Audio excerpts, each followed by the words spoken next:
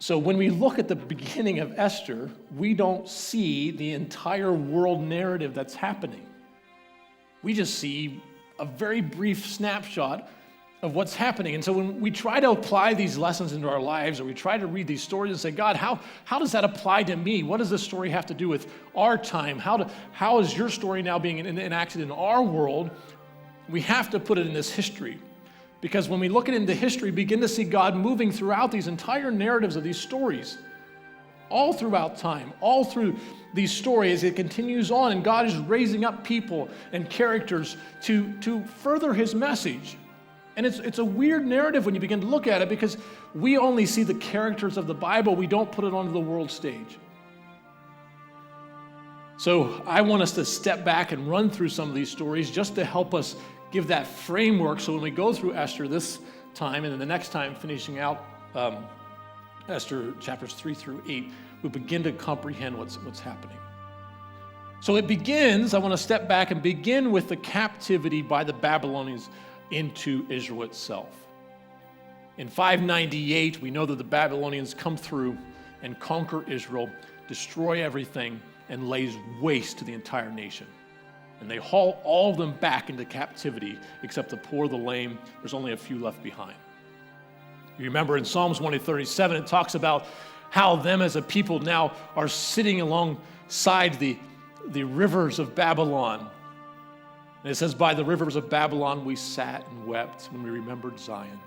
There in the poplars we hung our harps, for there our captors asked us for songs. Our tormentors demanded songs of joy. They say, sing unto us one of the songs of Zion.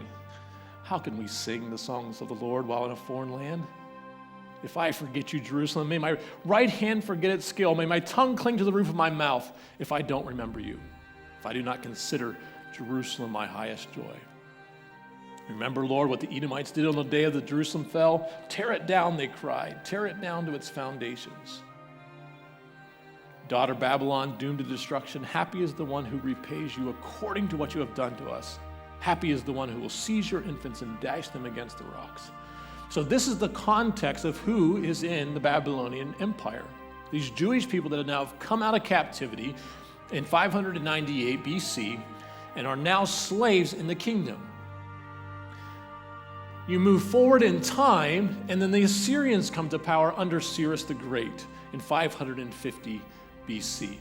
He liberates the Jewish nation. He defeats the Babylonians. You remember Belshazzar and the writing on the wall. And now the Jewish people who had been slaves for 50 years are now set free. The Persian Empire is a unique empire because it includes many nations. It's not an ethnic kingdom. It's not an Egyptian ethnic group. It's not a Greek ethnic group. It's the Persian. It's the Medes and the Persians. And so in Ezra chapter 1, King Xerxes of Persia sets out a decree and tells them to restore the temple in Jerusalem. And Josephus tells us that he begins to think of himself as the savior figure in Isaiah. And so he restores and tries to start rebuilding the temple. But this Persian Empire is a new empire. It's a new entity of all nationalities, of all kingdoms, all being put in together, all now fully Persian. And under Nehemiah now in 536 BC, the Jews begin to come back into Judah to rebuild and restore the kingdom of Israel. Only about 50,000 Jews return. Hundreds of thousands are still in Babylon. Why move back? Why move back to an area that has been torn desolate? There is no structure. They're barely surviving. Why leave the amazing kingdom of Persia with all of its wealth now that you're free and living in Persia? Why move back to Israel? So most stay in Persia. After Cyrus the Great, then Cambyses, his son, steps in. And he rules from 530 to 522. He mostly stays in Egypt. He doesn't really care about the Jewish people. He actually stops the temple from being rebuilt. The next king, Pseudo-Smerdis, he is a Mede of the Medes and Persians, and he then tries to implement this new religion called Magiism. He's not successful. He is assassinated by the one that we would look at as the major hero in these stories.